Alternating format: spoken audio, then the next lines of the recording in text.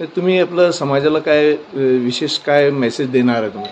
कोणत्या समाजाला? मुस्लिम समाजाला. काय नाही, जसे सगळे लोक माझ्यासोबत राहतात तसेच आम्ही काँग्रेस, भारतीय राष्ट्रीय काँग्रेस, राष्ट्रवादी काँग्रेस आणि शिवसेना उद्धव बाळासाहेब ठाकरे यांच्यावर कुठेतरी धर्मनिरपेक्ष आघाडी म्हणून संबोधलं जातं. एक सेक्युलर फॉर्म आहे हा. तर यासोबत राहा. असं आपलं फाईट कोणाच्या सोबत राहणार?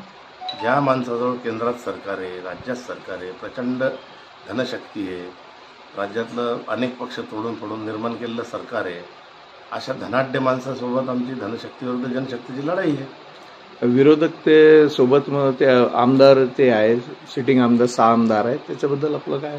नक्कीच महायुतीचे 6ही आमदार या लोकसभा क्षेत्रात त्यांच्यासोबत आहे. परंतु वेगवेगळ्या निवडणुकांमध्ये वेगवेगळी भूमिका मतदारांची असते. लोकसभेमध्ये 15 वर्षापासून असलेला खासदार हा नकोसा झाला लोकांना, त्याचा कंटाळा आला, तिरस्कार वाटू लागला, त्यानं कधी संपर्कही ठेवला नाही, म्हणून त्याला वापस करण्याची तयारी लोकांनी केलेली आहे. मला निवडून देण्याची तयारी केली. खासदार प्रतापराव जाधव ज्यानं गद्दारी केली त्याला गाडायसाठी आम्ही उभे आहे.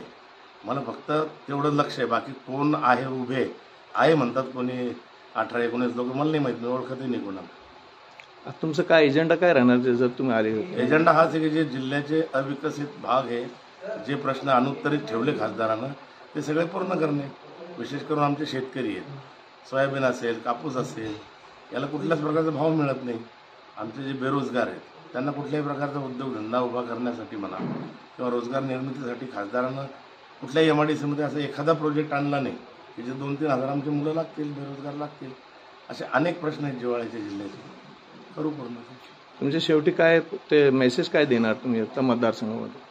मेसेज हाच देणार की ज्या माणसानं 15 वर्ष राहूनही जिल्हा अतिशय पाठीमागं नेला आणि आत्महत्याग्रस्त जिल्हा म्हणून या जिल्ह्याची ओळखच आता संपूर्ण राज्याला झाली, देशाला झाली, ती पुसून टाकून पुन्हा एकदा विकासाकडे चालणारा जिल्हा अशी ओळख आम्ही निर्माण करू.